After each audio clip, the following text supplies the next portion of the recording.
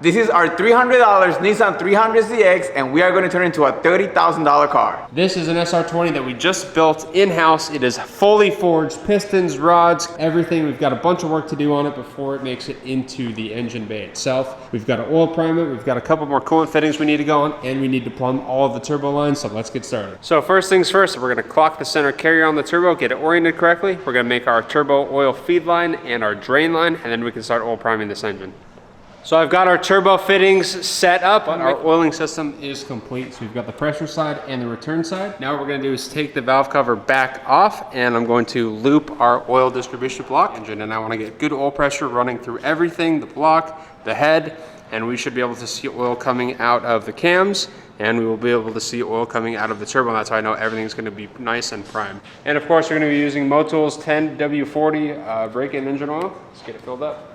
SR20's oil primed, feels great. This is our thermostat housing with a -16 AN bit, so that's going to go right there. And this is a Mazworks upper radiator hose, essentially an adapter kit for AN. So that is going to go right here on the side of the cylinder head, and it's going to allow us to run AN upper radiator hoses. I've got my Haltech coolant temperature sensor in here, so we're going to tighten that guy down. And we've got a -6 fitting for the turbo coolant return, which is really nice.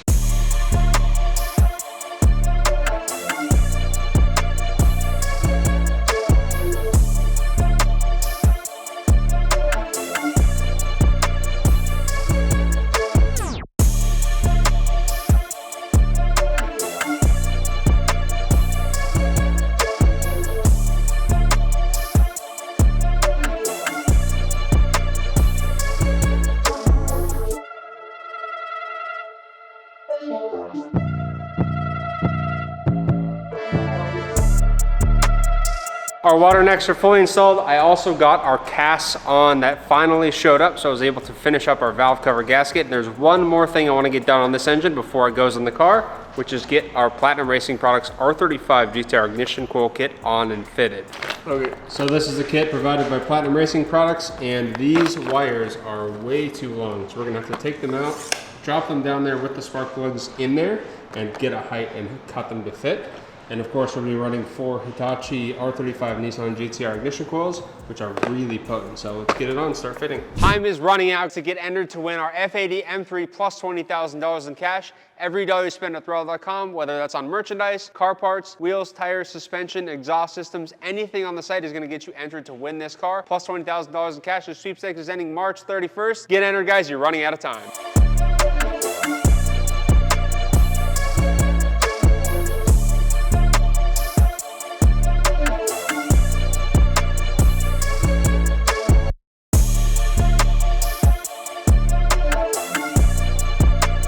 All right, our coil packs are fitted. They're cut down to length and they fit in the engine perfectly. However, we're not going to put them in the motor just yet. We're ready to get this SR20 in the car. I can't wait to see this thing in the engine bay. Our boy Jimmy Oaks said we might have to do some subframe modifications, so we're going to find that out here shortly.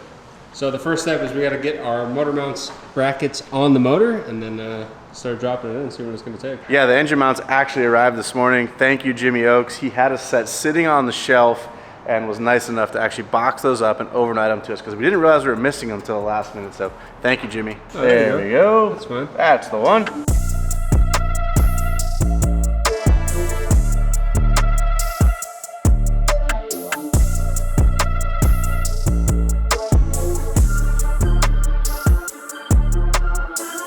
Next up, I'm going to be working on the coolers for the 300ZX, which is actually from Chase Base. We have a small one, which we are going to be using for the power steering, and we have the big one, which we are going to be using for engine oil. Also, I already fabricated a small little bracket. We are actually going to be mounting these things vertically, like this. I want to see it. Oh! You trying to see it? You trying to see it? It's going to be like this. That one goes forward.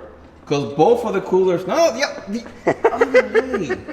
so both of the coolers, the lines have to go to the right, towards the driver's side, because the power steering is on that side, and so is the oil filter. Set. I love it.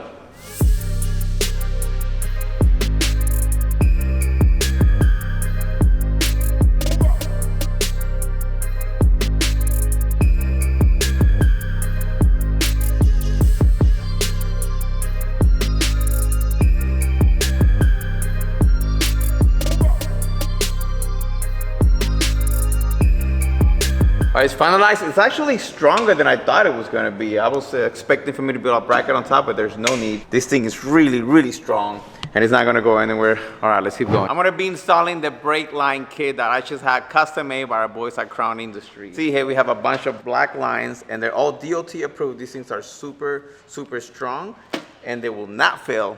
So since we removed our ABS system that didn't work in the first place, we are gonna be going from the brake master cylinder straight to our calipers.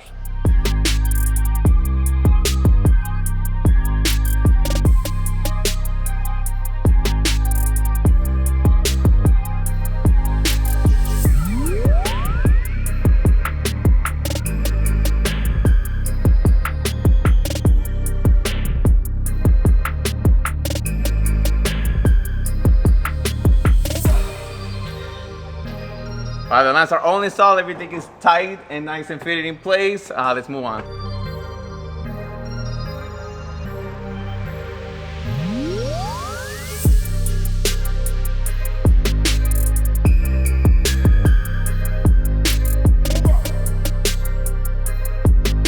It's time to get our SR20 into our 300ZX. We've got our swap mounts bolted in. We are gonna have to modify the subframe to clear our oil pan down here. So we're gonna drop the engine in and kind of hang it and see where we're gonna have to make our cut and try and put the engine in. It's probably gonna hit, and then we're gonna bring it back out, cut the subframe where it needs to, weld it, paint it, and then put the SR20 actually in the car and get it bolted down.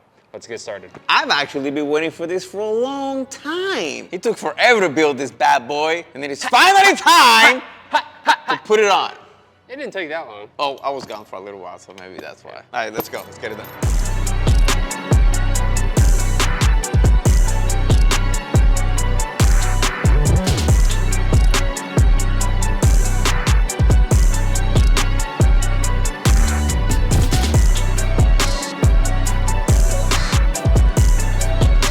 We've never done this swap before on this type of chassis, so these mounts are all new to us. I hope we have them on the right spot, but we're about to find out. If the engine goes down straight, then we're in a good spot.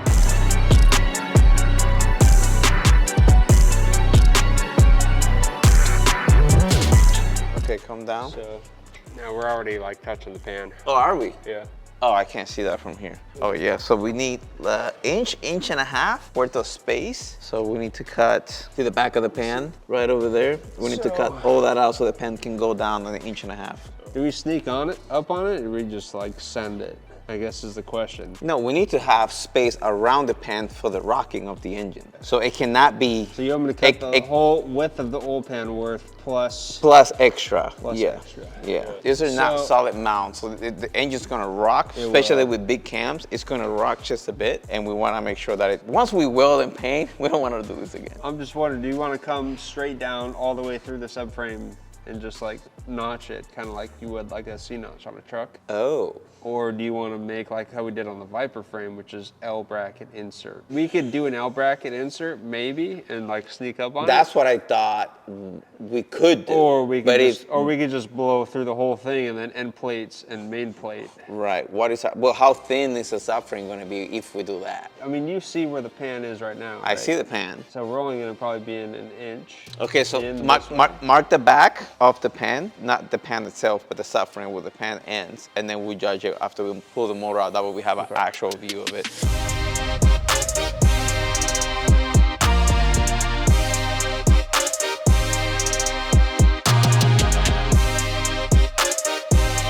We need to create clearance in the subframe for the oil pan. So this engine was not designed to be in this car. So you can see I've marked where our oil pan is actually hitting the subframe already. So now the question is Ricky and I gotta make a game plan on how we're gonna tackle this cut, because our cut's gonna be essentially... This is a bare minimum.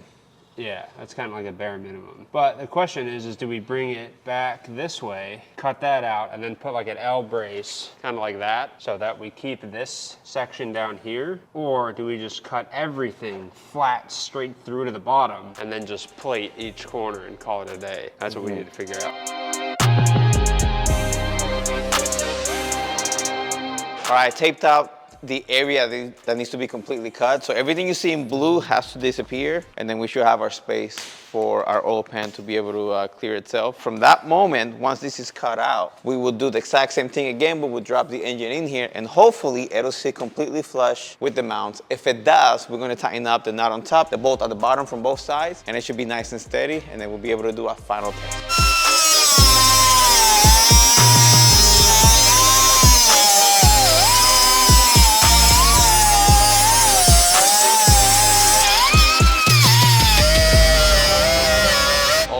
Here, no blue there, so good cut. Now we're gonna shave that to make sure that we don't cut ourselves putting this engine in, and then we'll test it one last time.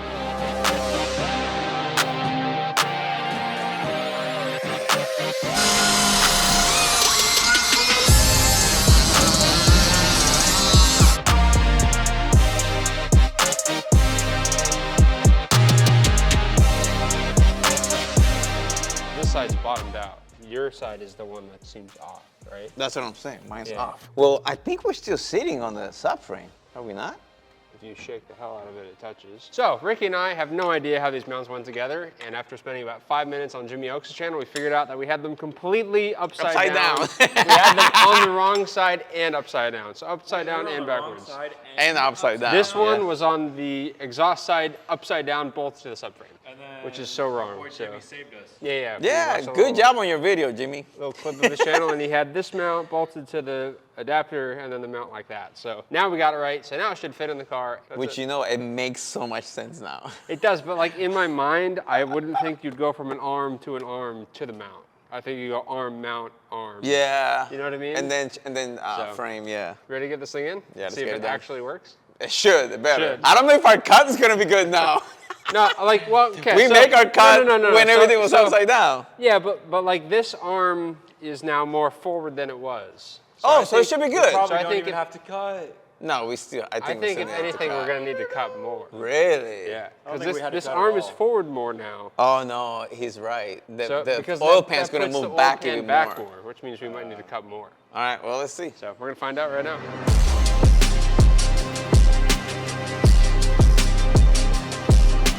We're already there. So I'm just gonna do this. Ready? Yeah, right there. Just stop. No! Yeah. We're already there. I'm sending it. So let's just go up with it now. And, Okay. you know, you feel me? I feel you, I feel you.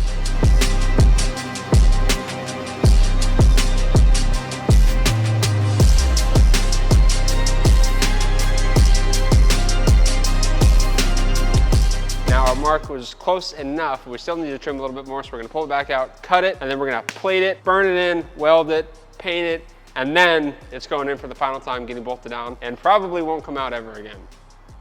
Let's keep going.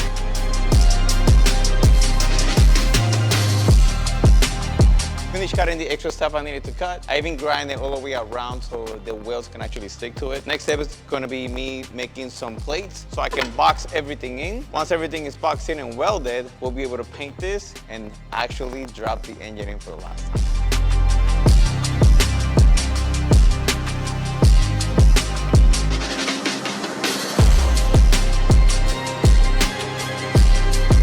I have my first bracket here. The next step is to use our Lincoln Electric Power Make 210MP to get the job done. First step, turn her on, set it, select your gauge, make your minor adjustments, and you're ready to go. Let's get to weld, baby.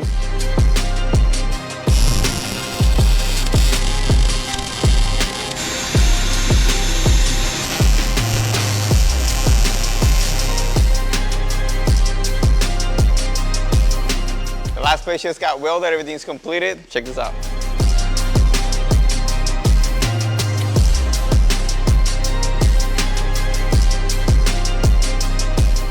I love these welders. Lincoln Electric Power Make 210MP. It is sick. We literally just set it and we did like 10 plates. It looks okay. I mean, it makes me look good, right? It doesn't look that bad. Next up, I'm gonna be taping everything around the plate and I'm gonna be painting everything probably black so it can match the power steering rack, and then that's it. Move on to the next thing. Woo! Check that out. It is plated, welded, painted.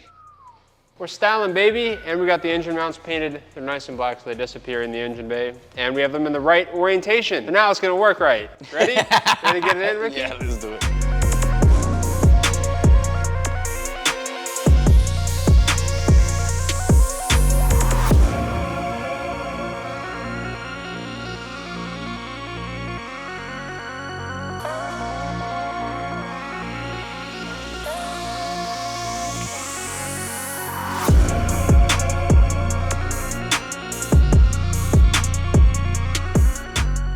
boy. She thick. We did it! Let's go, dude. Oh, that's Looks perfect. great. That's perfect. Bam. It's such a small engine for that bay.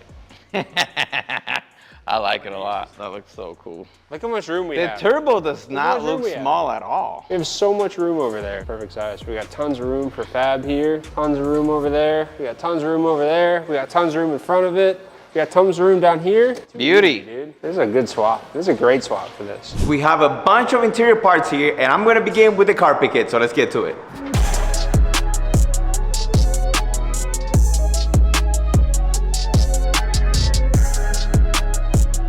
Next up, we are going to be building a rear seat delete, which is very simple. I'm going to be cutting MDF wood. We'll make a few panels, upholstery them with black carpet, and be done with it.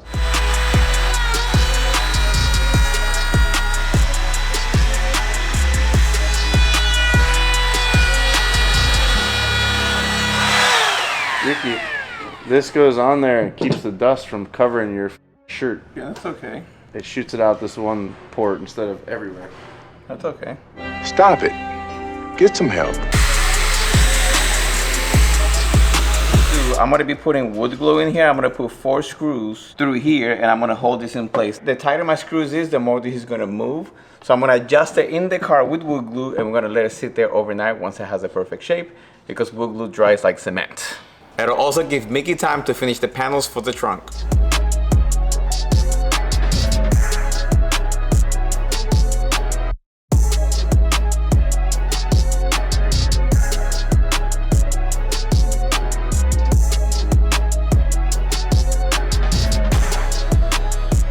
So the panel's dried overnight and it's looking amazing. It's very tight around the corners. The next step is to get Mickey to finish the back end. Then we'll finish the centerpiece. It'll tie everything together, and then we'll wrap everything in suede, and everything's gonna look fantastic.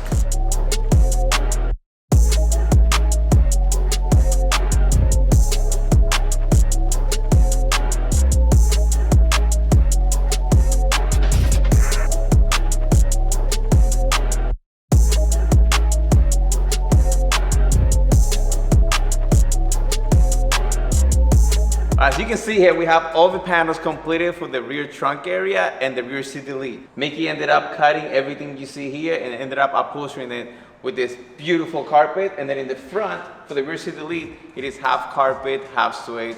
Now let's get it installed.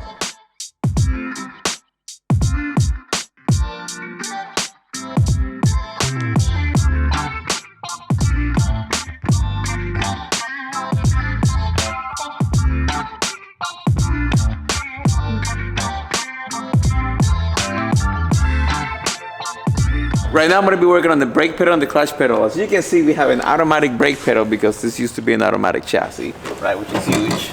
And then the clutch pedal is like behind it. Not only that, but it's like not even bolted in. So because we don't have the 5-speed pedal, we're going to cut this to make it look like if it's a 5-speed. Let's do it.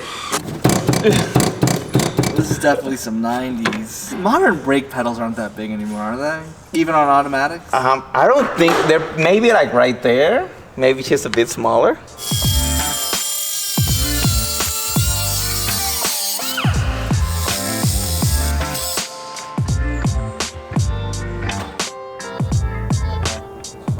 In order for me to put the clutch pedal where it goes, it needs to be held on to something, which is this, the Chase Base adapter plate to a wheel kit. So Chase Base sells this whole kit, and it comes with a reservoir and a steel braided line, which is really nice, which we use this in a lot of our cars actually. You ready? Yeah, let's do it. Quinn's gonna give me a hand.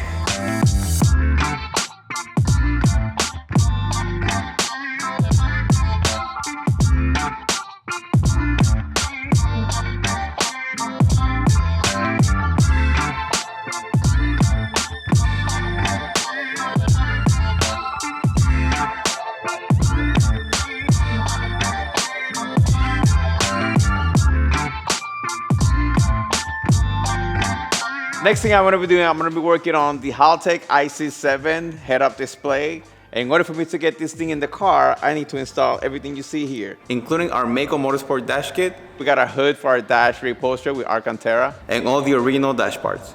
All right, let's start putting all this thing together. I tried it last time, it didn't work.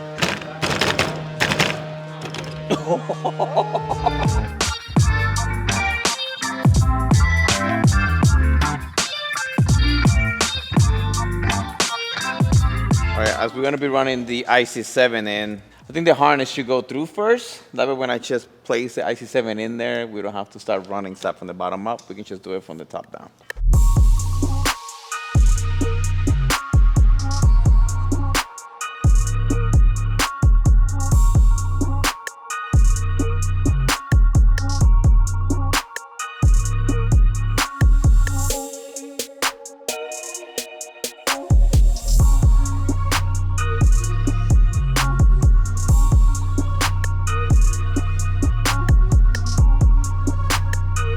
All right, that's it. Bye.